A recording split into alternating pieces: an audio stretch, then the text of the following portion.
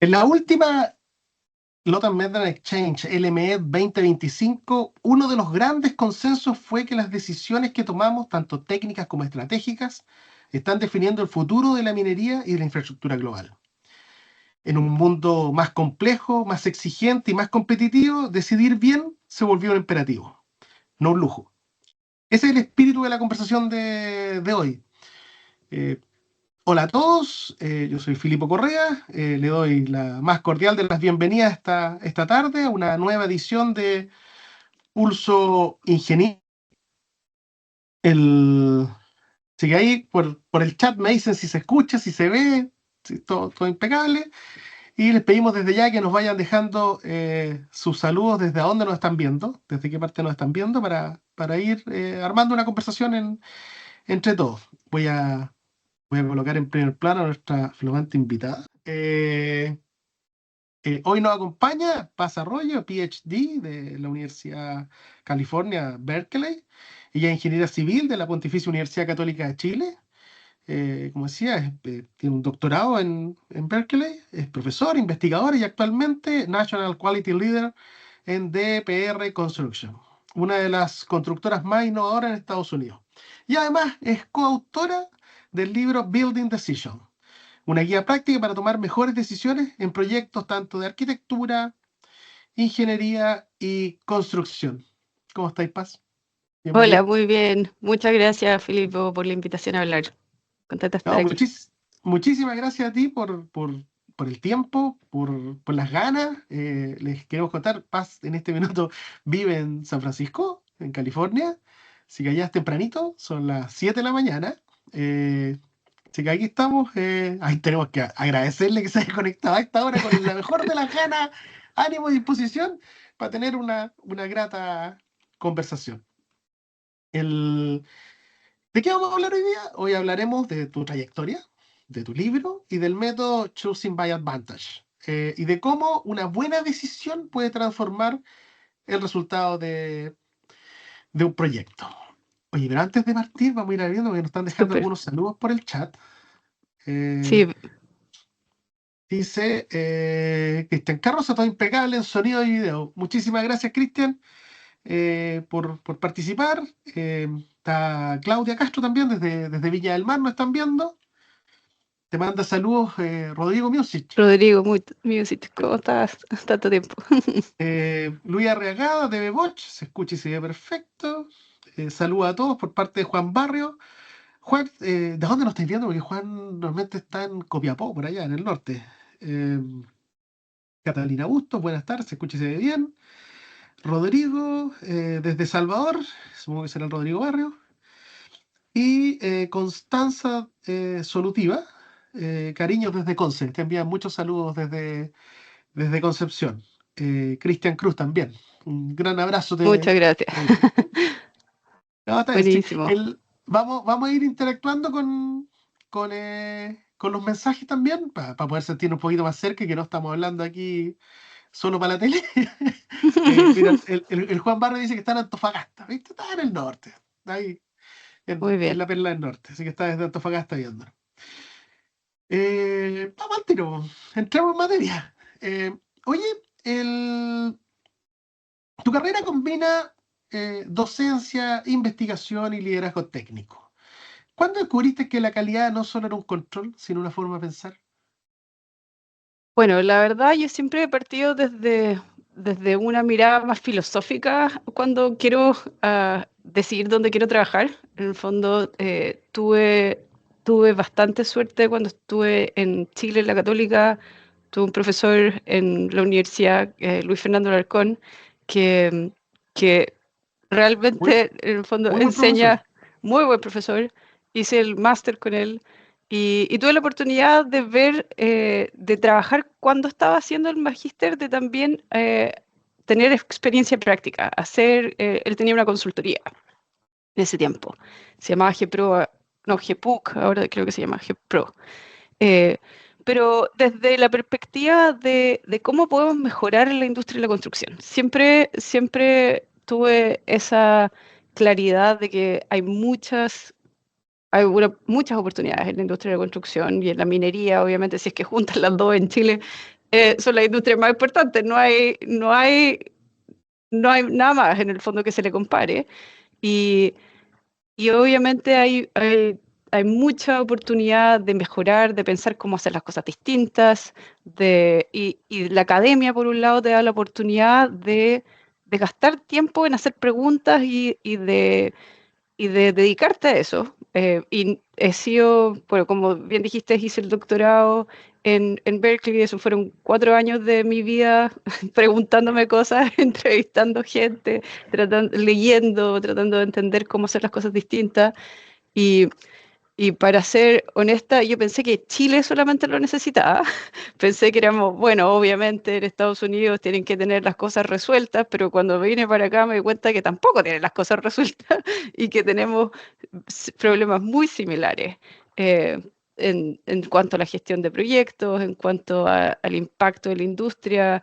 O sea, las decisiones que se toman en esta industria afectan generaciones, afectan eh, muchas, no solamente la parte económica, pero la parte ambiental y la parte social, tiene un impacto muy grande. Entonces, creo que valía la pena en el fondo eh, preguntarse por qué se toman las decisiones como se toman y cómo podemos mejorarlas para mejorar el impacto, ¿cierto?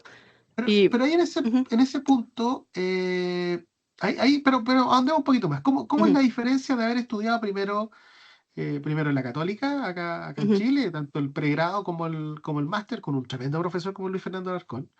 Y después, ¿cómo influye ese paso por Berkeley? Porque está bien, ahí esbozaste un poco, pero Sí, profundizar un poquito más, ¿qué significa sí, pasar desde una gran universidad, en este minuto por ranking QS, la mejor universidad de Latinoamérica, y pasar a una de las mejores universidades del mundo, eh, una universidad pública en este caso, como sí, es Berkeley? sí. Bueno, para mí la católica, el pasar por ingeniería fue una experiencia formadora que me dio las bases, en el fondo, científicas, matemáticas, para poder entender, en el fondo, cómo resolver problemas. Eh, yo realmente encontré el nivel de universidad es muy buena. La diferencia, bueno, Berkeley es la mejor universidad pública de Estados Unidos. Tiene, tiene, es otro nivel, no sé cómo explicarlo, porque en el fondo hay estacionamientos para premios Nobel. En el fondo, cuando va a la Ah, universidad, el que está como fuera del que, departamento de física. claro, la gracia de ganarse el premio Nobel es que tienes estacionamiento privado dentro de la universidad. Bueno, Entonces, el, es increíble eso de que ese cartel que tiene afuera el departamento de física. Bueno, el departamento de física sí, de Berkeley es el edificio con más premios Nobel activos del planeta. Así, fácil, sí, corto. Y sí, ese tiene, letrero quizás fuera solo NL, NL, sí, bueno, piola el requisito, pero está bien, está bien. claro. Pero, o sea, obviamente hay como más, la diferencia diría yo es cuánto uno se cree el cuento de que puedes modificar el mundo, inventar algo que no se le ocurrió a nadie. Creo que en Chile nos limitamos un poco más en eso. Es como, seguramente, y era lo que yo pensaba personalmente, seguramente alguien ya lo pensó o ya lo hizo en otra parte, pero cuando te vas a ver que es un lugar que sí se han inventado muchas cosas, en la católica también, pero, pero te das cuenta que en realidad la gente alrededor tuyo no es más inteligente que tú, no sabe más que tú, sino que se atreve a ir a buscar más nomás, o a ser más curioso, o a aceptar que no sabemos todo en el fondo. Eso yo creo que es gran parte de la diferencia. Bueno, después viene el tema de DPR Construction, que toma un rol de Sí, Quality, Quality Manager, sí. National Quality National. Leader. Bueno, ¿Cómo hay se hartas traduce? etapas más entre medio, porque después de que terminé mi Pero doctorado me volví tenemos a una hora Chile. nomás. Sí. Tengo una hora para hablar. Es decir, yo feliz teníamos 2 días aquí conversando, pero tenemos que Sí, condensar para poder sí, sí, sí. avanzar. Eh, Porque después ya, ok, terminaste el doctorado, te volviste a Chile, después volviste a Estados Unidos, Sí, a una gran constructora. así es. Sí, bueno, DPR es una empresa que partió desde el comienzo, es una empresa relativamente nueva dentro de la empresa constructora, tiene 35 años, y, pero este año el año pasado era la sexta empresa constructora más grande de Estados Unidos, lo que significa que creció muy rápido y, y le ha ido muy bien. Y siempre partió desde una mirada más colaborativa, desde creer que en el fondo de que todos podemos aportar, de una filosofía también en que eh, los empleados pueden llegar a ser socios, desde que en el fondo se contrata por un tema más de valores también, no solamente capacidades técnicas. Entonces, quienes quieren, eh, es como en el fondo como miramos el futuro y es una empresa que es bastante ambiciosa que quiere cambiar cómo se hacen las cosas en construcción. Y desde el punto de vista de calidad, lo que más me llamó la atención era, en el fondo, yo no hago un trabajo de revisar si es que, no voy a los proyectos a hacer auditoría, en el fondo, para revisar, chequear si es que se equivocaron en algo. En el fondo, eso no es mi trabajo. Eh, Mi trabajo es mucho más en educar y ayudar a los distintos proyectos a alinear expectativas de manera proactiva antes de que construyamos para que lo que se construye en el fondo eh, cumpla las expectativas. Lo que muchas veces pasa es que asumimos muchas cosas, asumimos que entendemos, asumimos que lo que hicimos en el último proyecto es lo que se necesita o que ya sabemos y eso no es verdad. En la mayoría de los casos hay contextos específicos, diferentes usuarios, diferentes cosas que hacer. Entonces, eso me llamó mucho la atención, la perspectiva de IPR y lo que yo he hecho es dedicarme a amplificar esa perspectiva, a capturar casos de estudios exitosos y compartirlos dentro de la empresa para que los demás se inspiren y quieran hacerlo.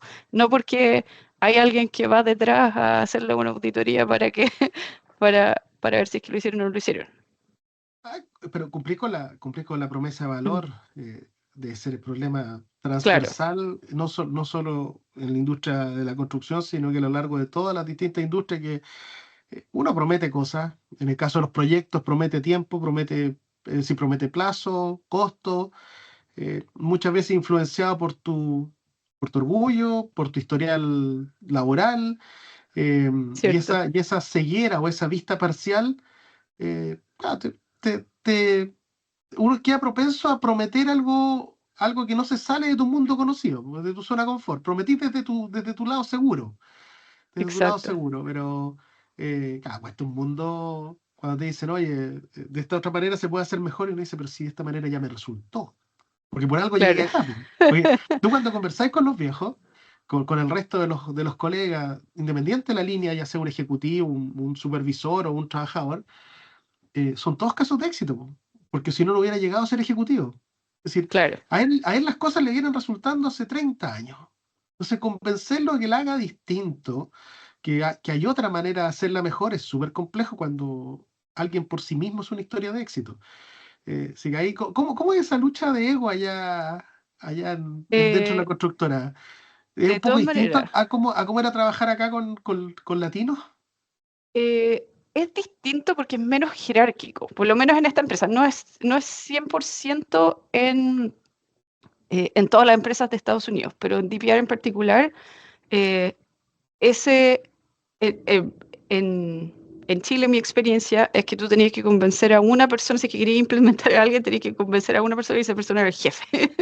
Y después, en el El, el- fondo, el que, el que, la información iba para abajo, en el fondo. el que detentaba el poder, no necesariamente el jefe, pero Claro. el que tenía el poder. O, claro, el que tenía el poder o el que te podía decir, bueno, si no te gusta, chao. En el fondo ahí están las puertas, que era. eh, pero en DPR lo que se hace es que de verdad tienes que ir a convencerlos a todos, independiente del rango. Y entonces es más difícil, pero una vez que los convences porque ellos ven qué, qué es lo que, qué es lo que, cómo les beneficia a ellos mismos, en vez de cómo chequeo un box de la parte corporativa. Pero la parte de los egos que tú mencionas es en todo el mundo. Siempre hay gente que cree que ya lo sabe todo, que en el fondo, que, que obviamente lo que están haciendo les resulta. Eh, y lo que hago muchas veces es, bueno, hay dos herramientas que yo uso mucho, que es uno es pedirles que ellos compartan una historia donde ellos se equivocaron. Y partiendo, o sea, como todos nos hemos equivocado, yo parto también compartiendo mía, me, todos nos equivocamos, en el fondo todos somos humanos. Entonces, como que partir desde la base que todos nos podemos equivocar, y después de eso también muestro un poco más sobre las diferencias del lenguaje. En el fondo, es muy fácil confundir opiniones por hechos, y eso es algo que es universal también. En el fondo, tú le muestras una foto de un hormigón a alguien y le preguntas, ¿qué es lo que ves? No, esto no está bien hecho por X y Z, o se ve feo, ok, bueno, ¿eso es una opinión o es un hecho? Y si es que no estamos de acuerdo en qué es lo que es, en el fondo las probabilidades de que cada uno esté pensando algo distinto son muy altas. Entonces, eso es parte de tener esa awareness de que la falta de comunicación es latente y es inminente si es que no eres, si es que no tomas la iniciativa para entender qué es lo que quiere tu cliente en el fondo. Sí, reconocer eh, errores o fracasos es súper complejo bueno, en toda la industria, en industrias que, como la construcción o la minería, que históricamente no han tenido un sesgo machista, es duro, es complejo. Es decir, hay colegas que prefieren decir caso no éxito en vez de, en vez de fracaso. Sí, el lenguaje Sí, construye realidad, pero está bien. Pues, al final, exacto. entre ponerse delante de la locomotora conviene de a poquito irla empujando. Al Sí. toro se le torea, no se le enfrenta directo. Oye, si miramos para atrás, miramos para atrás. Tú mencionaste ya un gran profesor de la Católica, un gran colega, una gran Mm. persona como es Luis Fernando Alarcón. Eh, ¿Qué aprendizaje o mentores marcaron tu carrera profesional? Bueno, aparte de Luis Fernando Alarcón, mis profesores en Berkeley tuve mucha suerte también. Tuve, por un lado, Iris Tomalin, que fue mi advisor, y Glenn Ballard, que fue más como un mentor. No estaba retirándose, era un profesor que de hecho fue profesor de Luis Fernando en Berkeley, porque Luis Fernando también fue a Berkeley. Son Glenn, sobre todo, una persona que, en el fondo, que ha partido organizaciones en todo el mundo. Él partió algo que se llama el Lean Construction Institute y, bueno, Iris también estuvo ahí y también partieron conferencias internacionales. Es como una persona que como que tiene una gracia de cómo explicarte un problema y involucrarte en tratar de solucionarlo, en el fondo, de manera inmediata. Eh, y es Un como reclutador sí, innato, un reclutador innato, exacto. me suena. Eh, sí, Uno no sí, sabe cómo se metió en el problema y dice, exacto, yo venía aplastando. Ah, sí. Así que de todas maneras ellos y sí, yo creo que ellos han tenido una gran influencia en mi carrera, gran eh, influencia. como dicen, uno tiene que ser agradecido en la vida porque normalmente los mentores o los grandes inspiradores que se te cruzan en la vida, te los pone la vida. Uno no elige, oye, es decir, hay gente que sí lo logra hacer, yo quiero trabajar con tal persona, pero la gran mayoría de nosotros se encuentra con un mentor en el camino, de chiripazo, y te ¿Cierto? cruzaste en esa línea de tiempo, de espacio-tiempo, en el minuto preciso, y te subiste a un carro que, bueno, está bien, pues y de ahí para adelante vamos trabajando. Y el guionista de la vida es increíble. Sí, sí, sí, de todas maneras. Oye, quería, pasemos al centro de lo que nos convoca, po, el corazón de tu trabajo. Quiero que hablemos un ratito de esto. No sé si Ah, me ves. yo también lo tengo aquí. Ah, sí, no, sí, para ti fue más fácil conseguirlo. Conocí a la autora, ¿no? Ah, Oye, Building Decision. ¿Y cómo tomar buenas decisiones en proyectos reales? Después me lo tenéis que firmar, eso sí, para eso no te la voy a perdonar. Así que después ahí no feliz, sé cómo lo feliz. vamos a arreglar. No sé si nos vemos, nos encontramos en alguna parte, me envío el libro para allá, de alguna manera lo vamos a arreglar. Y bueno, el libro de cómo tomar buenas decisiones en proyectos reales. Reales. Sí, Eh, Bueno, el libro, tú eres coautora del libro, junto con otros dos colegas, Annette Shuttle y Randy Christensen. Así es. Entonces, yo creo que la primera pregunta es, ¿qué los motivó a escribir Building Decision y qué vacío querían llenar en la industria? Sí. Eh, bueno, yo hice con, primero que nada, tengo demasiada suerte de ser coautora con ellas, son increíbles, son dos muy buenas co-pensantes, no sé cómo más decirlo en el fondo.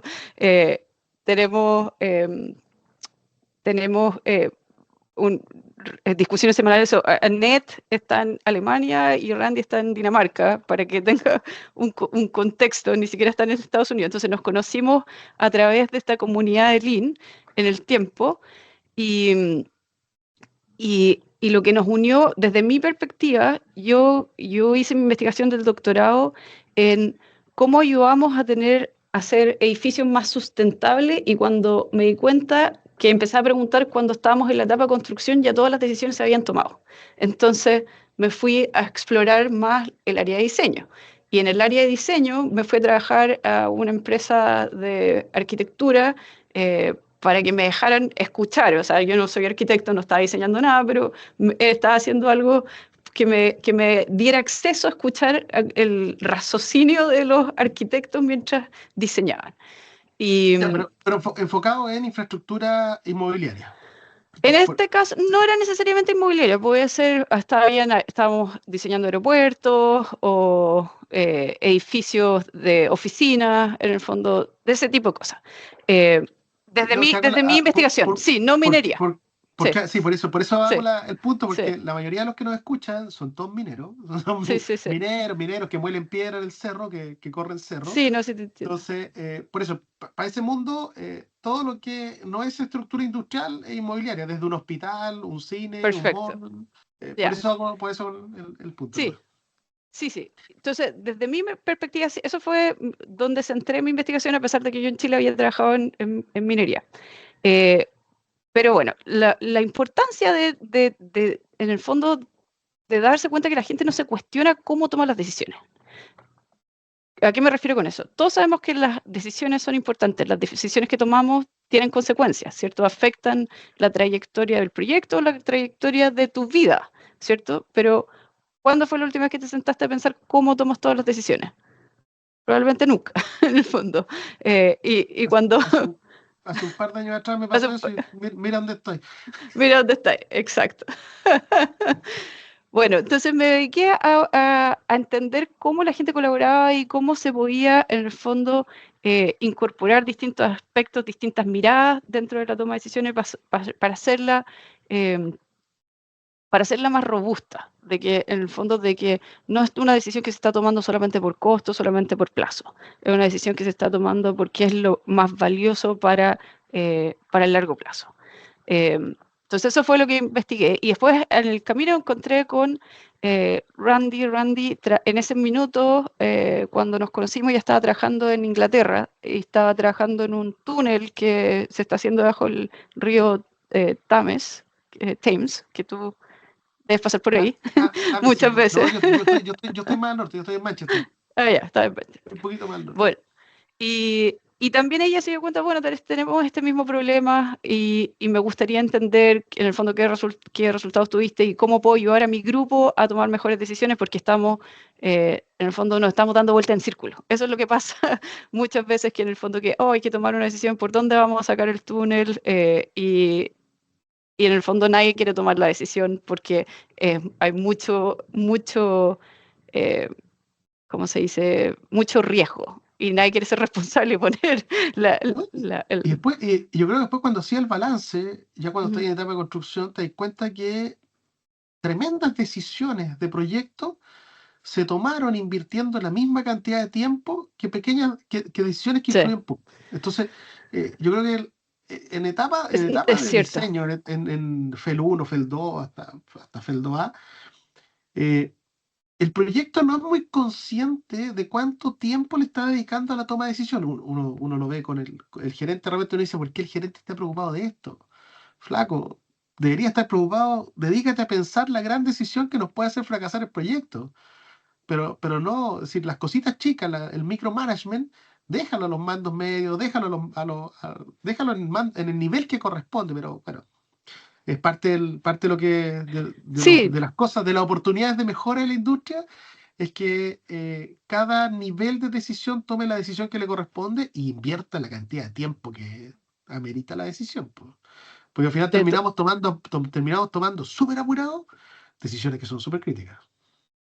de todas maneras, o sea, tener una estructura de quién va a tomar qué decisiones, a qué nivel es súper importante. Y, y también, como dices tú, eh, entender cómo, o sea, cuándo tienes que ir al jefe y cuándo no, ¿cierto? Y cuál es el proceso de escalación de las decisiones.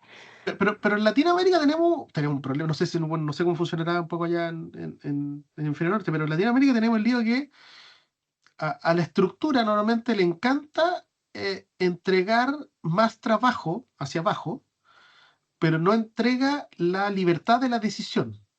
Mm, Entonces, dejan que el supervisor o el jefe del área trabaje en algo, pero igual tiene que subir la decisión. Y uno dice, pero flaco, si le dais el trabajo, tenéis que darle la responsabilidad. Si le dais la responsabilidad, dale las herramientas para que tome la decisión. Pues si no, es una locura.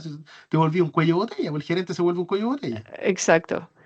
Y lo dijiste súper bien, darle las herramientas para tomar la decisión, también tienes que darle, entrenar a la gente para que sepa cómo tomar la decisión, porque tampoco se trata de una sola persona tomando la decisión, sino que en general estos proyectos son complejos, necesitan muchas perspectivas para tomar una buena decisión.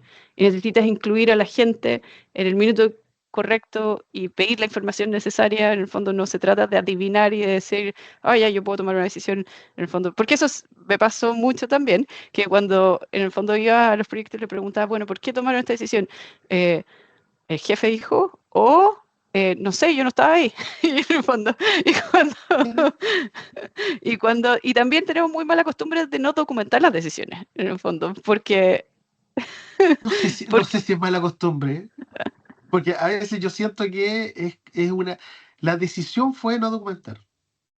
claro, Fue una exacto, decisión, fue una toma de decisión del fuera, grupo de que, oh, exacto, no, no hay minuta, no hay minuta, no hay minuta, y no hubo minuta, po. Y como que si uno mira así, ¿cómo no hay minuta? Esto hacen minutos hasta para comprar 3 lápices, pasta, y la gran decisión no quedó ninguna minuta. No, aquí la decisión, sí hubo una decisión. La decisión fue sí, no dejar documentada la decisión. Entonces, bueno, que pero ahí quiero que volver. Entonces, el vacío que se quería llenar era entender cómo era esta toma de decisión. Ese fue el paso para la arquitectura. Y si tuviera que resumir el método, el Choosing by Advantage, en términos simples, onda, un par de minutos para el que nunca ha escuchado el sí. método, ¿cómo se lo podríamos resumir en un par de minutos? Sí, el choosing by advantages o elegir por ventajas, que en el fondo que es el método que estamos recomendando que se use, eh, se basa en, bueno, hay un proceso, que es lo que estábamos hablando, ¿cierto? De incluir a las personas que son necesarias para tomar la decisión, pero la diferencia más importante, como su nombre lo dice, es tú eliges por ventajas. Entonces tienes que entender cuáles son las ventajas de las alternativas que estás comparando, pero para entender esas ventajas tú tienes que entender cómo cada alternativa se comporta o qué características tiene para poder hacer una comparación en base a hechos, no en base a opiniones. Entonces, primero haces la parte más objetiva de la decisión, que es entender, eh, por ejemplo, ya, estás tratando de comprar un nuevo auto. Eh, Algo que te podría llamar la atención es, en el fondo, el rendimiento que tiene. ¿Cuánto, entonces, primero tienes que entender qué alternativa estás comparando y si es que las diferencias entre las alternativas son importantes o no. Pero primero tienes que ponerte de acuerdo en las diferencias. Y eso no debería ser cuestionable. Este auto tiene tantas más, rinde más kilómetros Kilómetros por por litro. kilómetros por litro, Galones gallons per por milla, mile, galones mira, por milla, eso, listo. Sí, sí, galones por eso. milla. En el fondo tú te pones de acuerdo en los hechos primero, cuáles son las diferencias, y tiene mucho de aspecto del lenguaje. en el fondo de entender las distinciones del lenguaje para poder comparar las alternativas de una manera en que generen menos resistencia y que te ayuda a construir consenso. Porque primero podemos construir consenso en qué estamos comparando.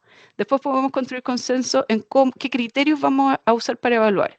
Después podemos construir consenso en cómo cada alternativa se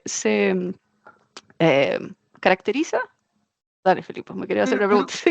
no, no, no, dale, Y no, lo que pasa después, es que y después te preguntas qué tan importantes son estas diferencias. ¿Es esta diferencia en, en rendimiento? Si es una diferencia pequeña en rendimiento, no va a ser tan importante como una diferencia grande. Y así lo comparas con otras cosas desde otras perspectivas. Te doy un ejemplo real de un hospital, por ejemplo. Eh, Dale. Es que antes de pasar Sí. este problema, porque pero ya, se hace este catastro de diferencias, se trata de racionalizar la toma de decisión a través de Ujú. ventajas, desventajas. Pero ahí me Solo ventaja. surgen Sí. solo ventajas, solo ventajas. Sí, Ventajas más grandes o más chicas. Pero ahí me sí, surgen dos preguntas al tiro. Una es, ¿cómo lo haces para encontrar las alternativas? Porque sí, el grupo normalmente plantea las alternativas desde su experiencia. sí, Entonces, una de las cosas que yo veo en proyectos es que, tú decís, ¿cómo lo hacemos para llevar luz a la sombra? A eso que no estamos viendo, a esa alternativa que a lo mejor es una súper alternativa, pero ni siquiera la tenemos dentro de nuestra alternativa porque no la conocemos. Ninguno del grupo tiene experiencia con esa tecnología. Entonces, porque una de las cosas que uno trata de ver es que sí, las alternativas que tenemos no sean solo la experiencia de nosotros, sino que tratar de claro. capturar la mejor alternativa al mercado. Sí, es el problema de innovación, ¿cierto? ¿Cómo buscas alternativas innovadoras? Hay varias recomendaciones que le puedo dar. Primero, tienes que identificar cuándo tienes que tomar la decisión. Porque si es que tratas de innovar cuando la decisión la tienes que tomar mañana, perdiste. En el fondo, ya lo perdiste Ya fue ya. todo, ¿cierto? Ya fue. Entonces, tienes que darte un periodo de exploración y ese periodo de exploración tiene que estar acordado por el grupo, ¿cierto? Por otro lado, eh, quien tú incluyes en esa conversación, obviamente, tiene un impacto muy grande en si es que vas a tener una alternativa innovadora, si es que vas a pensar en la mejor alternativa que existe, ¿cierto? Entonces, de nuevo, si es que miramos alrededor y vemos a gente que piensa como nosotros, que tiene las mismas experiencias que nosotros, no vas a innovar, ¿cierto?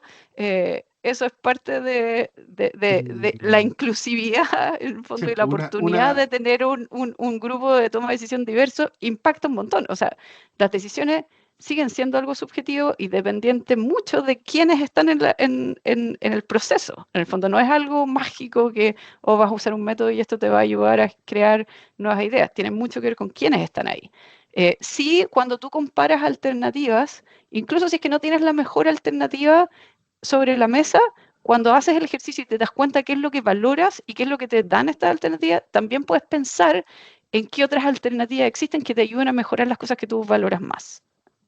Entonces, sí, a mí una de las grandes banderas rojas ujú, se instalan cuando trabajo en proyectos es cuando me dicen, llega hay un proyecto nuevo y te dicen, no sé, acá nosotros no nos demoramos nada en ponernos de acuerdo, a los 5 minutos estamos listos. Y dice, cresta, ¿dónde me vine a meter? Porque si un grupo de especialidades distintas, de experiencias laborales distintas, se pone de acuerdo en menos de 5 minutos, quiere decir que están todos mirando el mismo problema con el mismo sesgo. Son todos igualitos. así es. Y la posibilidad de que se nos esté pasando un elefante por al lado es gigante, gigante. Entonces uno dice, no, otra vez me va a tocar ser el malo de la película. El mostrar lo que no estamos viendo. Y no es para nada gracioso cumplir ese rol, porque también No, cansa, porque el grupo te comienza a tirar tomates porque pasaste a ser el disruptivo, pasaste a ser el que mete ruido, el que no está de acuerdo, porque es súper difícil mantenerte como el que quiere colaborar en vez de ser el que pone problemas. Es súper difícil, es así una es. línea súper delgada. Y ganarse el odio es facilito. Eh, Oye, y la otra pregunta que me había surgido era, ¿cómo lo hacen eh, con los temas? Porque asumo que en DPR, TPR, eh, hay un universo cultural más variado, porque Así la, es. la- Sí. la- la- las distintas alternativas y las reuniones o la toma de decisión también influye mucho el tema cultural. Yo lo veo, no sé, pues, acá a mí me ha tocado, acá en Inglaterra me ha tocado compartir con colegas asiáticos, colegas europeos, eh, latinos, y las diferencias culturales nos marcan muy fuerte. Es decir, hay culturas que son más directas en su trato, como un alemán, como un americano, que no tiene problema en decir las ventajas y desventajas de algo. Y hay otras culturas que son muchísimo más eh, evitativas, como los Ujú. ingleses, como los latinos, y uno lo ve en su humor, po. El humor gringo, el humor alemán directo, seco, a la vena, el humor inglés lleno de cosas por debajo, dobles lecturas, entonces no es directo. Y Latinoamérica, ¿para qué decir? Pues si andamos por ahí, tampoco somos directos No somos en directos, decirnos, sí. en decirnos las cosas. Entonces, ¿cómo se compatibiliza el tema del lenguaje, el tema de la cultura en esta estructura de escoger por ventaja? Bueno, es también parte de la recomendación de cómo tú construyes el equipo y el proceso de toma de decisiones, en el fondo. Porque si bien siempre va a tener gente diversa, y acá una cosa que también discutimos en el libro es el ambiente en que tú tomas la decisión, partiendo desde el ambiente contractual en un proyecto. En el fondo, cómo tú, eh, en un proyecto colaborativo, tú tienes la oportunidad de hablar con los arquitectos y los constructores y tenerlos en la misma sala. Nosotros acá usamos algo que se llama el Big Room, en que tienes 60 personas, 50 personas juntas una vez a la semana, por lo menos, para poder, en el fondo, discutir y ver perspectivas. Ahora esta semana estuve participando en un Big Room donde tenemos gente también de todas partes del mundo y gente que habla, que no habla, ¿cierto? Entonces, tienes que dar distintas maneras de participar, ¿cierto? No, la idea de tomar una decisión es no, bueno, vamos a tomar esta decisión en una hora y el que se atreve a hablar gana y el que no perdió, en el fondo. No, no queremos eso porque en el fondo, entonces, si es que tú tienes un proceso y sabes cuándo pide la información a cada especialista, en el fondo no me importa si es que el especialista sea eh, tímido o no tímido, en el fondo si es que le puedes dar distintas oportunidades de participar de distintas formas. Yo creo que eso es lo que recomendaría, en el sentido que puedes pedir información antes de la reunión, puedes pedir, en el fondo, eh, que todos tengan 5 minutos para pensarlo antes de abrir la conversación para todos, etcétera. Pero ese es la labor y el mérito del que está guiando la reunión, pues poder capturar la mejor información Sí, posible o la mejor experiencia de cada uno de los que está ahí. A nosotros pasa acá con algunos colegas asiáticos que no cuesta mucho que aporten en público. Cuesta muchísimo que exacto. comenten en público, pero si les pedís que comenten a través de un form, de una plataforma tipo Menti, sí lo hacen. Sí lo hacen ahí en su computador, escriben, no hay problema.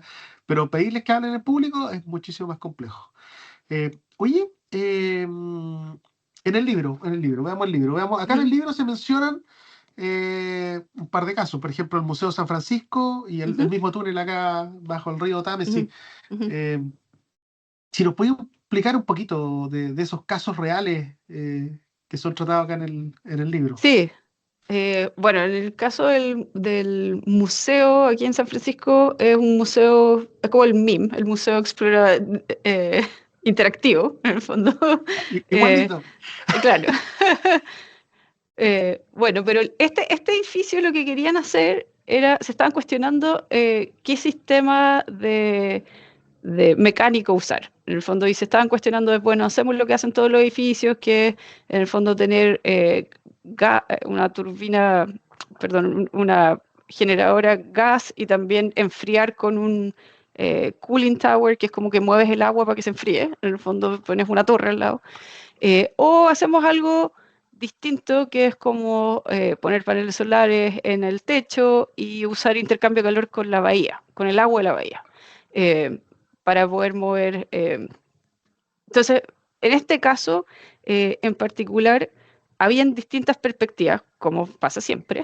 En el fondo tienes el owner, el mandante, que en este caso sí le importa como un museo tener una imagen de sustentabilidad, le importaba en el fondo al ingeniero mecánico la posibilidad de tener también un edificio net zero energy, que significa que produce la misma energía que usa, que utiliza. Entonces, esa fue la decisión que les ayudé a racionalizar, en el fondo, y a poder, en el fondo, poder mezclar, tener la información en cuáles son las ventajas de cada sistema y entender cuál era la importancia de esas ventajas. Y en esa investigación, en el fondo, me di cuenta que, claro, faltaba mucha estructura de cómo presentamos la información, cómo ayudamos a tomar todas las distintas perspectivas que son todas valiosas, porque sí, por un lado, hacer un edificio net zero es súper bueno para la imagen del museo. De hecho, esa fue la decisión que tomaron, es un edificio net zero, lo pueden ir a ver. Ahora es parte de la exhibición del museo, es cómo funciona el sistema mecánico, porque es tan innovador que en el fondo lo tienen como con un muro de vidrio. Entonces puedes ver cómo funciona y te explican eso. Pero por otro lado, la persona que está trabajando en mantener el edificio tiene un trabajo mucho más difícil que lo que tendría en un proyecto normal. Entonces, cómo tú en el fondo consideras esas cosas, pero también los ayudas a ver en el fondo el big picture o el problema como un todo, en el fondo. ¿Qué es más, qué es lo que queremos como un todo, a pesar de que hayan algunas cosas que sabemos que nos van a hacer trabajar más, pero también nos preparamos para ese trabajo que hacer distinto en el fondo? Em, Oye, y la organización es consciente de que, es decir, ¿cuál es el óptimo que estáis buscando? Porque no estáis buscando un óptimo local, estáis buscando un óptimo global. Exacto. ¿Cómo buscas un óptimo global, incluyendo distintas perspectivas, incluyendo los arquitectos? Desde el punto de vista de los arquitectos, por ejemplo, no tener esta torre de enfriamiento les libera espacio de exhibición afuera, entonces no tenían que poner eso. Y también no genera ruido. El sistema que eligieron, que también tenía una ventaja muy importante para, de nuevo, un museo, en el fondo. Aunque sea un museo interactivo, en el fondo no tener... eh, entonces, eso es generar la claridad de qué es lo que tú valoras y por qué, independiente del costo. Eso es algo que no hemos hablado mucho. Lo que tú haces en este método es separar el valor del costo. Y el costo lo piensas de dos maneras. Lo piensas en el corto plazo, cuánto te cuesta la inversión, y por otro lado, cuánto te cuesta la operación en el largo plazo, el ciclo de vida. En este caso, como el museo era el dueño, en el fondo no es un developer que está desarrollando algo para venderlo, lo va a operar, también le importa el costo en el largo plazo. Entonces, en este sentido, eh, la inversión inicial era más alta, pero el costo en el largo plazo era menor, el costo de Es que operación en el largo plazo. el incentivo es distinto, pues el dueño Claro, siempre va a tener otro objetivo que un intermediario que su objetivo es vender la unidad nomás, o sea, o arrendar la claro, unidad. Oye, claro. me dicen por interno el túnel y el hospital, me dicen, me está cortando, y el hospital, dijo el Y el hospital, dijo el hospital. dijo, sí, bueno, les quería sobre el hospital. Es divertido porque siempre me pasa que cuando estoy en el fondo estructurando este proceso de toma de decisión, hay alguien que viene, todos tenemos sesgos cognitivos en el fondo de hay algo que nos importa, hay algo con quien nos identificamos, que estamos súper dispuestos a ir a la pelea porque eso es lo más importante para esta decisión en el fondo, ¿cierto? Pero tú cuando tienes un grupo diverso, que es lo que quieres tener para tomar una mejor decisión, en el fondo vas a tener gente que viene con sus perspectivas que son conflictivas, en el fondo, y cómo solucionas eso, en el fondo. Cuando tú miras las ventajas reales, las diferencias, te das cuenta qué cosas son importantes y qué cosas no en el colectivo. Eh, entonces, porque estaba ayudando a un hospital a tomar una decisión también del sistema mecánico, y en este minuto, esto fue antes de que entrara DPR, y estaba haciendo consultoría.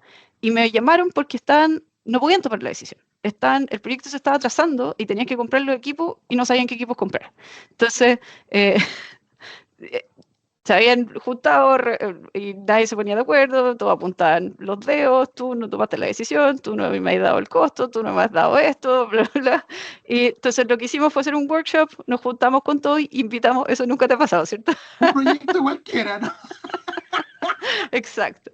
Entonces, lo que hicimos, le dije, ok, bueno, hagamos una reunión con todos y bueno, no sabemos qué es lo que quieren los usuarios. Invitamos a los usuarios, entonces invitamos a un par de doctores y enfermeras que iban a usar este espacio, etcétera. Entonces, obviamente, el que estaba a cargo del presupuesto, a mí me importa cuál es más barato, nomás, no me importa nada más. El, el ingeniero mecánico es como, bueno, a mí me da lo mismo, aquí están las opciones, ustedes me dicen qué es lo que quieren, en el fondo yo lo puedo hacer todo, en el fondo. Pero nadie se ponía de acuerdo como un todo. Bueno, entonces, cuando los puse en esta reunión, llegó una de las enfermeras, hizo, en el fondo, venía con esta carga de que lo más importante en el hospital es la calidad del aire. Esto no, o sea, si es que en el fondo la calidad del aire del sistema mecánico no es buena, en el fondo se me contagian los pacientes, esto sería terrible, bla, bla. Entonces como que da un discurso súper apasionado de la importancia de esto y por qué deberíamos elegir la opción que tiene la mejor calidad de aire. Ok, y cuando digo, ok, sí, te entiendo, esto es súper importante, pero cuando comparamos las diferencias entre las alternativas que estamos eligiendo, son todas súper buenas en términos de calidad del aire. No hay diferencia. La diferencia es muy pequeña. Entonces, eso no nos va a ayudar a tomar esta decisión. No te estoy diciendo que lo que tú quieres no sea importante o no lo hemos tomado en cuenta, sino que no nos ayuda a tomar esta decisión. La diferencia más grande en ese caso era la, qué tan la vida útil de las partes de los equipos y qué tan difícil iba a ser mantener. Entonces, había uno que en el fondo que significaba que tenía que reemplazar el equipo más seguido y eso significaba suspender la operación del hospital para reemplazar ese equipo. Eh, entonces, eso era mucho más importante esa diferencia, no tener que hacer esa mantención seguida, era lo que diferenciaba más las alternativas. Y ahí todos estaban de acuerdo y todos se pusieron de acuerdo y terminamos de esa reunión con una decisión para comprar el equipo y para poder seguir. Y no diciéndole que lo que tú piensas no es importante, sino que no diferencia para la toma de decisiones. Suena como lo que hacemos un poquito en minería con diseño basado en mantenimiento, que centrado en mantenimiento, que eh, eh, el mantenimiento, tanto predictivo, signos vitales, tratamos de Mm, incorporarlo desde la etapa del diseño. Mecánica lo tiene muchísimo más tomado. ujú, Estructura estamos en cero, estamos recién partiendo en ese mundo del mantenimiento. Pero sí los mecánicos, sus diseños tienen una componente de mirada de reposición, mantenimiento. Oye, este equipo súper bonito, súper barato, pero es un cacho mantenerlo, es un cacho. La claro. cuestión se rompe cada 3 meses y me implica que tengo que dejarle espacio suficiente alrededor para poder sacar rápidamente el motor, la bomba, porque no dura nada. En cambio, esta otra pieza es mucho más estable, tiene un nivel de confiabilidad y de disponibilidad más alta. Sí que ahí sale un poco más cara, pero su mantenimiento es menor. Ahora hay que ver cuánto influye en el negocio. Ahí se mete en esa cajita para poder Sí, o tomar sea, una eso, decisión. Es una, claro, es una de las es alternativas. una de claro, es uno de los factores dentro de la decisión, ¿cierto? Y lo que pasa es que cuando tú te juntas a tomar la decisión, no sabes cuál es la diferencia más grande hasta que tengas toda la información, ¿cierto? Totalmente de Pero, acuerdo. Oye, vamos, el reloj corre como loco, oh, pero sí. suele pasarnos cuando la conversa está entretenida. Eh, pero mira, con esa base, si miráramos hacia el futuro, liderazgo, sostenibilidad, cultura, ¿cómo veía el futuro del liderazgo técnico en un mundo que requiere decisiones de múltiples perspectivas? Porque se han mencionado algunos conceptos, equipos Ujú, diversos, tratar de tener la mejor información, pero equipos diversos implica confrontación, implica roce, ujú. que normalmente la jefatura, hay muchísimos gerentes que prefiere equipos tranquilos, equipos que no me molesten, que onda, mi foco es reportar hacia arriba, no quiero más encima tener abierto el flanco hacia atrás de que se me estén peleando como cabros chicos, no soy guardería infantil, pero bueno, si quisiste tener equipos diversos, te vas a comprar ese problema va de la mano, va de la mano, entonces... ¿cómo lo veis ese futuro Y- liderazgo técnico? desde Sí, tu mira, perspectiva. yo creo que yo entiendo en el fondo el nerviosismo de los jefes o de no tener equipos diversos, de como dices tú, no tener que lidiar con conflictos o no tener que lidiar con perspectivas diversas, pero el costo en el fondo es súper grande también de no hacerlo en el fondo. Y, Sí, y sí, lo que, pero y es un lo costo que, para es un costo para el proyecto y para el cliente. para el proyecto y para el cliente, No, sí, pero no para el gerente. sí, Porque pero, esta no, sí te sutileza. entiendo. Sí, te entiendo. Pero la gracia de que el gerente, en el fondo, este libro, de hecho, lo pensamos mucho para líderes, que en el fondo que no saben que hay un miedo a, en el fondo, a abrir la decisión, a que todos opinen, porque si no tengo un mapa mental de cómo coordinar eso, es difícil, en el fondo, y no puedo avanzar. Pero si tú tienes un mapa mental y tienes un modelo de cómo puedes avanzar y tomar esas diferencias a tu favor para poder generar mejores decisiones, no es tan difícil, en el fondo, no es algo imposible, pero sí es algo que tienes que aprender como líder. Hay muchos líderes que van a decir, no, prefiero no meterme ahí y en el fondo no innovar y no tomar ningún riesgo, pero bueno, si ese es el líder que tú quieres ser, no te puedo ayudar, pero si quieres, en el fondo, si quieres tomar decisiones que son más colaborativas y más innovadoras y que también puedas agregar la mirada de la sustentabilidad, porque la mirada de la sustentabilidad, ¿qué es lo que es? Es integrar las partes ambientales y la parte social, además de la parte económica, y no es imposible hacerlo, solamente uno tiene que tener, en el fondo, una metodología, una forma de hacerlo, no es imposible, no es más trabajo, en el fondo, a la larga. Oye, antes que se me pase, están Ujú. preguntando dónde pueden adquirir el libro. El libro está disponible en Amazon, está en Kindle y en esta versión física. eh, Debería estar, no sé si es que, bueno, está solamente en inglés por el momento. Estamos tratando de buscar partnerships con editoriales en Latinoamérica, así que espero que salga una versión en español, Pronto, no sé, pronto, no sé cuándo. pronto. Pronto, Si estamos sí, haciendo todos los esfuerzos sí. posibles para que pronto esté disponible para Latinoamérica. Ahora lo que sí podemos hacer es dejarle el link de Amazon en el chat. Eso sí lo. Ujú. Sí, ahí le sacamos el primer compromiso a Paz. Sí, vamos a dejar el link de Amazon ahí en unos minutos más. Dejamos el link ahí en Amazon Perfecto. para que puedan adquirir el libro. Sostenibilidad mencionaste sostenibilidad para la toma de decisión, la importancia de la sostenibilidad y la calidad. ¿Cómo veis sostenibilidad y calidad? Estas dos patas para los próximos 10 años, especialmente en infraestructura crítica, que es lo que nos convoca aquí en Pulso Ingeniero. ¿Cuál es tu visión de eso, de cómo va a influir? Eh, Ahí está el link. Ya lo Sí, dejó. sí, lo dije. Cómo se nota que estudió en Berkeley, viste? La, Eficiencia al máximo. Listo. Oye, dime. Sí, sostenibilidad y bueno, calidad para los próximos 10 años, para la próxima década. ¿Cómo lo veían? ¿Cómo veis? ¿Qué espacio va a ir? Eh, ¿Cuánto espacio, cuánto más espacio va a adquirir en la toma de decisiones, la importancia de la toma de decisión? bueno, yo creo que la importancia de la toma de decisión siempre ha sido, siempre ha sido importante, en el Costo. fondo. Siempre ha sido costo. No. Yo creo que eso es una deformación que tenemos, en el fondo, porque a la larga, ¿qué es lo que pasa? Es cuando tú solamente te enfocas en el costo, lo único que te asegura es no pasarte de tu presupuesto, pero no te aseguras de tener lo mejor por la plata que te estás gastando o por el presupuesto que tienes. Entonces, Totalmente de acuerdo. entonces eso es parte del cambio de paradigma, en el fondo. Si tú quieres, sobre todo esto con platas públicas, también eso es importante, en el fondo, si es que tú estás usando muchos proyectos que son públicos, ¿cierto?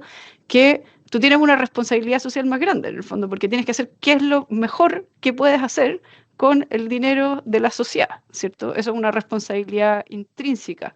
Eh, por otro lado, la parte de sustentabilidad, o sea, si es que tú no la consideras, vamos a pagar las consecuencias, o sea, no hay escapatoria. Eh, en, y calidad para mí y es como obvio que tienes que hacer algo que, que, que en el fondo que sirve a las necesidades del cliente, que sirve a qué es lo que el cliente va a valorar, ¿cierto? Eh, entonces, para mí no son, o sea, son cosas complementarias, eso es lo que quiero decir, que son cosas, son miradas complementarias. Y, hace un par de semanas estuve presentando con una colega sobre toma de decisiones y ella me decía, bueno, no, si tú no quieres tomar mejores decisiones, el problema es tuyo, no es mío, en el fondo. Tú te quedas con las consecuencias de las malas decisiones, pero en este sentido es más que el problema solo tuyo, si es que estamos hablando de sociedad o si estamos hablando de futuras generaciones, como ingenieros, arquitectos, tenemos una responsabilidad grande porque las decisiones que tomamos son infraestructura que queda ahí por generaciones, en el fondo. Y, y yo creo que eso es importante tener esa perspectiva. Creo que una de las cosas que más me dolía cuando yo estaba en la corporación, un par de años, 14, 4 proyectos seguidos, y yo creo que uno de los grandes dolores era sentir la indolencia. Cuando de repente tenía colegas que eh, por asegurar la toma de decisión pedían un consultor adicional, un informe adicional. Yo le decía, pero flaco, está bien, ya, nos va a ayudar a estar aún más seguros de la decisión que ya sabemos que tenemos que tomar. No, pero es que si pasa algo voy a tener el papelito que está firmado por este consultor externo para poder defenderme. Pero al final uno sentía que el motor de esa persona era no perder el trabajo. Ese era Exacto, sí. ese era su motor, ese era su gran miedo, no perder el trabajo, y lo único que estaba haciendo era cubrir los distintos flancos para no perder el trabajo si es que algo salía mal en el futuro. Pero esa indolencia a mí me revolvía la guata, porque yo le decía, ojo, aquí está en juego tu plata, son tus impuestos. No es la plata de un australiano, no es la plata de un canadiense, son nuestros impuestos los que estamos quemando. Porque ese informe no vale 2 pesos. Ese Mm, informe no vale 2 pesos. Ahora el consultor va a estar feliz con hacerlo. Nadie se va a negar a hacer un, un informe más, pero básicamente estamos quemando plata. Plata que podríamos destinar para otro objetivo, ujú. y a veces te dicen, no, pero es que es poca plata. Sí, pero es tiempo. Y tiempo siempre es plata. Entonces, al final, yo creo que la indolencia de algunos o ese miedo a perder el trabajo que lo hace solicitar información en exceso también nos trae complicaciones, sobre todo los que nos tocó trabajar desde el ambiente público. Es que no, bueno, Ujú, Codelco no es público, es empresa de capital público. Porque no es claro. una empresa pública, pero es de capital público. Entonces ahí es donde cuesta desactivar ese temor a perder el trabajo en los De todas colegas. maneras. Es un temor súper, súper, súper lógico y súper Ujú. entendible, que no queréis perder la pega Pero que eso, te van a eso es entregar algo, hoy. sí, eso es algo súper normal, de verdad. O sea, si tú eres un líder, hay un miedo a tomar decisiones, hay un miedo por lo que tú dices, por miedo a las consecuencias para ti, a perder tu trabajo, a no poder soportar tu familia, etcétera. La buena noticia es que puedes aprender a a tomar decisiones de forma colaborativa, pero tienes que invertir tiempo en el fondo, no mirar para el lado, ver qué es lo que se puede hacer. Ahora, si no quieres aprender, no te puedo ayudar de nuevo, pero Sí, no, está claro. pero No, se por eso. puede, pero se puede cambiar en el fondo. Eh, Eso yo lo veo mucho en el fondo, una vez de que haces una intervención y ayudas a un equipo, como que los líderes se relajan y es como, ah, ya, o sea, entiendo todo, entiendo por qué estamos haciendo lo que estamos haciendo y puedo ir con confianza arriba a decir, mira, esto lo estamos haciendo porque es lo mejor por A, B, C, D, etcétera. Y no, tienes razón, tampoco te vas a gastar el tiempo infinito para tomar todas las decisiones y vas a tener toda la información. Tienes que, por eso, en el fondo es importante también planificar hasta cuándo tienes, porque para tomar una decisión. Eh, pero bueno, hay mecanismos, hay formas, hay maneras de, de Ayudar en la toma de colaborar. decisión. Sí. En ese sentido, bueno, está el libro, está el enlace para el que lo quiera adquirir, está en inglés, pero prontamente va a estar en español en algún tiempo más. Y ahí te quería hacer una consulta. ¿Planes en próximo año de hacer algunas conferencias acá en Latinoamérica? con tal de compartir experiencia con los colegas. ¿Hay alguna en el horizonte así para que podamos, que podamos contar? ¿Qué Es podemos decir, contar? No tengo nada agendado todavía. Sí te puedo decir, este año estuve en Perú. Me invitaron a conversar, a hacer un taller de Choosing by Advantages a través del Lean Construction Institute de Perú. Y también he ido a México por muchos años a hacer lo mismo con el grupo de Lean Construction de México, que son súper activos. Y sé que recién se formó el grupo de Lean Construction en Chile, eh, así que eh, no sé todavía. Siempre tengo invitaciones, la verdad. Eh, pero está a pero la disposición. Pues está a la disposición. si Sí. algún colega quiere gestionar algún taller o alguna consultoría, lo puede hacer. Basta que se contacta vía chat, vía mensaje y ahí hacemos los puentes necesarios. Em, Oye, ¿qué consejo le daría a quien quiere provocar un cambio en su organización, pero que siente que aún no existe una cultura que valore decidir bien? ¿Cómo, cómo, cómo lo podemos ayudar a ese espíritu emprendedor que está dentro de una organización rígida y dice, Ujú. oye, este método funciona, este método me sirve, este método sería útil, Sí, y yo sé que hay pero varios de no, esos, yo sé que hay varios de esos espíritus emprendedores, incluso en las no, si, peores si no existiera seguiríamos en las cavernas, así que... Pero ¿cómo lo condiciones, ayudamos? sí. ¿Cómo lo podemos ayudar? ¿O cómo le damos alguna herramienta, algunos tips para que él pueda plasmar el tema en su organización, organizaciones que son súper reactivas, sin morir en el intento, pues, que no maten al Sí, mensajero? claro. Bueno, hay bastante evidencia de que la falta de toma de decisión en el fondo puede atrasar proyectos, puede en el fondo generar cambios. En el fondo, si tú miras a tu organización y una de las fallas en el fondo de las tomas de decisiones, bueno, hay varias fallas, pero puede ser que en el fondo tomaste una decisión, pero después no la pudiste implementar porque la gente no está de acuerdo y lo que pasa es que boicotean tu decisión. Eh, en otra cosa que puede pasar es como tomaste una decisión apurado y no, y después te hicieron un par de preguntas y dijiste, oh, no pensé en eso, tenemos que cambiar todo y volvemos de nuevo, retrabajo, etcétera. Entonces, si esas cosas, si pones atención y ves esas cosas y las puedes explicitar, mira, todas estas cosas que están pasando, que nos han pasado, podemos evitarlas. Yo creo que por ahí podemos partir con ver el valor. Sí, yo creo que una de las que me ha pasado es aprender a leer muy bien la organización para poder definir quién tiene que ser el portador de la idea.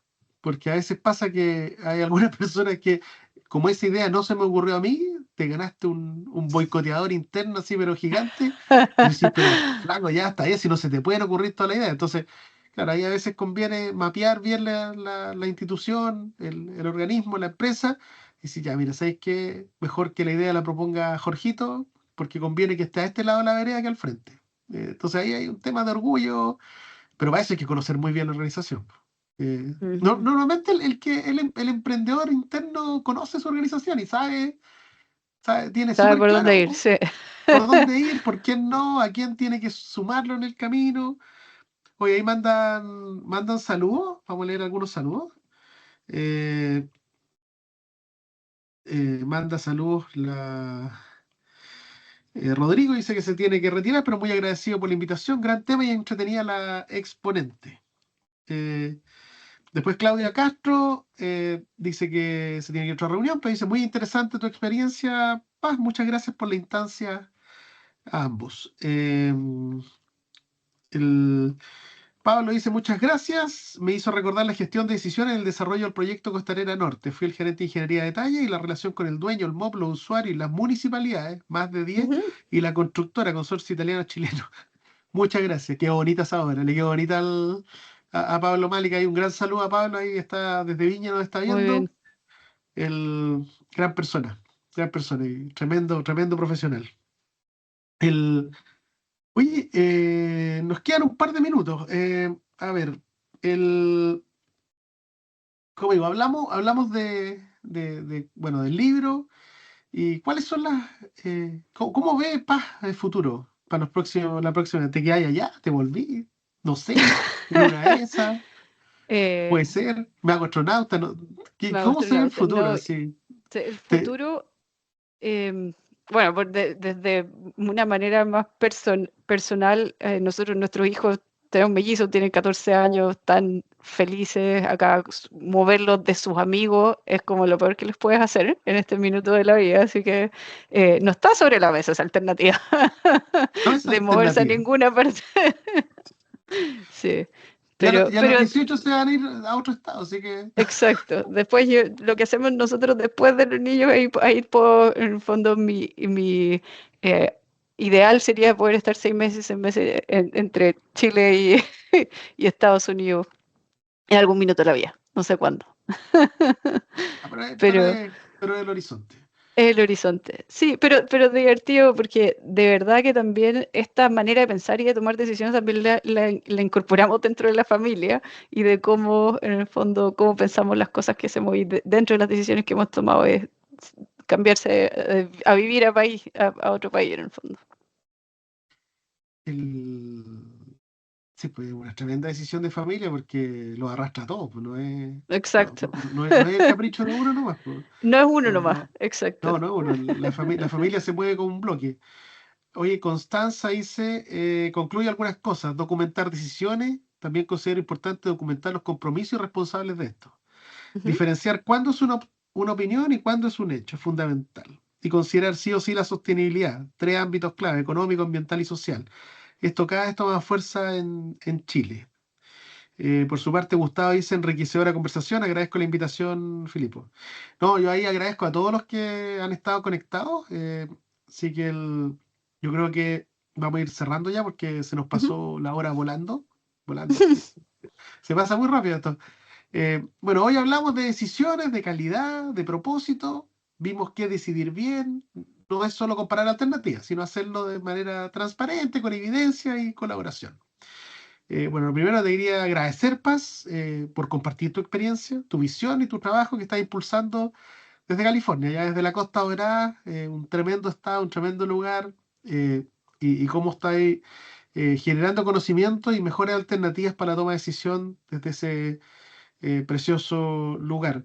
El micrófono es todo suyo para que, no sé, pues, un mensaje Un para mensaje. los que nos están viendo. Bueno, muchas gracias por la invitación, Felipe. Gracias por su tiempo. Feliz de conversar sobre estos temas. Obviamente me encanta hablar sobre esto, si no lo hubiese escrito en el libro. Y muy buenas preguntas también, muy buenos comentarios en el chat. Me parece muy bien tu resumen, Constanza. Ahí veo lo que ya leíste sobre el futuro. En el fondo, yo creo que cualquier persona en el fondo que tiene hijos o que piensa en las futuras generaciones, le importa. Yo creo que todos acá nos metemos a este rubro porque de alguna forma u otra queremos aportar a la sociedad, queremos aportar con infraestructura, con trabajos, eh, con lo que sea. Y como dices tú, tengo la confianza que hay mucha gente que quiere hacer las cosas mejores, que quiere, en el fondo, que es el innovador, que está buscando, seguramente la gente que está escuchando aquí está invirtiendo parte de su tiempo porque quiere aprender algo nuevo, quiere hacer, entender cómo se pueden hacer las cosas distintas, ¿cierto? Entonces, la buena noticia es que hay muchas cosas que podemos hacer, hay muchas cosas que podemos aprender y que podemos ayudar a crear consenso de una forma más eh, inclusiva, más holística, en que considera distintas perspectivas, que es humana también, porque no es apretar un botón y que te salga en el fondo que es lo mejor, sino que de tener un diálogo abierto, de aprender a mover una conversación en una manera que ayude a generar resolución eh, y que en el fondo que te sientas orgulloso de tu trabajo, de lo que hiciste y de la decisión que ayudaste a tomar en el tiempo. Yo creo que todas esas son cosas que son asequibles en el corto plazo, si es que en el fondo te comprometes a tratar de implementar estos métodos. Así que Y, y yo creo que el mensaje es que no están solos. no Aquí están solos, tienen no están solos. algunos colegas que los pueden ayudar en darle esa reflexión o esa ayuda para que puedan provocar los cambios necesarios. Así es, así es. No están solos. Bueno, y yo quería agradecer a los que se conectaron hoy día, invitándolos a reflexionar sobre sus propios procesos de decisión. Una buena decisión puede cambiar la trayectoria de un proyecto, de una persona, de un plan familiar y así también de una organización. Antes de cerrar el capítulo, les quería pedir si pueden prender sus cámaras para que nos saquemos una foto todos juntos, ya que esta vez lo hicimos con reunión por Teams y que tenemos la posibilidad de sacar una foto. Así que, bueno, impecable. Oye, no sé si salieron todos en la foto, pero no importa. Oye, bueno, como les decía, muchísimas gracias a todos y nos vemos en el próximo capítulo de Pulso Ingeniero el próximo mes con otro interesante invitado, interesante conversación y que sigan avanzando sanos y seguros en sus distintos proyectos. Así que nos estamos viendo en un futuro cercano. Chao, chao. Súper. Muchas gracias por la invitación. Que les vaya muy bien.